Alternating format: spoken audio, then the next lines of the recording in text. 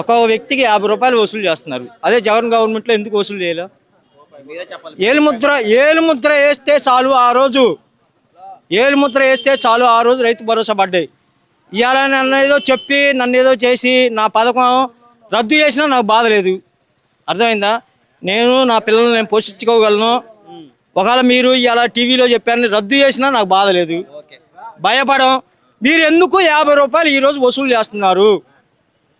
ఎవరు కూటమి నాయకులు చేస్తున్నారా, మీ ఊర్లో చేస్తున్నారా? మా ఊర్లో ఆఫీసర్లు ఎవరు చేస్తున్నారు మాకేం తెలుస్తుంది సార్. అదే మీ ఊర్లో సమస్య మీకే తెలుస్తుంది కదా. రైతు భరోసా వేయడానికి వెళ్ళా సార్, తొంభై వేయడానికి వెళ్ళా, 50 రూపాయలు వసూలు చేశారు. ఏం సార్ అని అడిగే పరిస్థితి లేదు. అడిగితే కొడతారు. అదేమంటే రాజ్యం మాది, లేకపోతే నీ పేరు తీసేస్తాంరా, నీ పేరు తీసేస్తాం. నువ్వేమన్నా అనుకుంటావా? నువ్వు అడుగుతావా? ఎవరిని? నువ్వు ఎవరినన్ను అడుగుతావా? ఏందిరా నువ్వు డిమాండ్ ఏంది అనే అనే నాయకులు అనే ఆఫీస్లో కూర్చునే వాళ్ళు అవునరా మేము వసూలు చేస్తాం, ఏందిరా అవసరమైతే నీ పేరు తీసేస్తాం. నువ్వు ఎవడో చెప్పుకుంటావురా?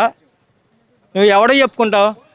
నీ ఇష్టం వచ్చిన వ్యతిరేకత ఏర్పడిందంటారా ప్రజల మీద కూటమికి? ఎవరు? కూటమి ప్రభుత్వానికి వ్యతిరేకత ఏర్పడిందంట. ప్రజలు ఇప్పుడు కాదండి, అసలు జరిగింది ఈవీఎంల మీద మోసం, వ్యతిరేకత మొదలైంది. ఇంకా యుద్ధమే.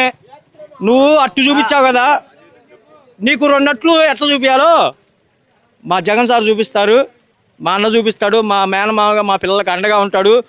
అసలు అమ్మఒడి నాంది పలికిందే జగన్మోహన్ రెడ్డి. నువ్వేదో ఇవాళ గొప్పలు చెప్పుకున్నావు. 2 సంవత్సరాలు కలిపి వేసింది ఇవ్వాలే, 2 సంవత్సరాలు కలిపింది వేసింది ఇవ్వాలే.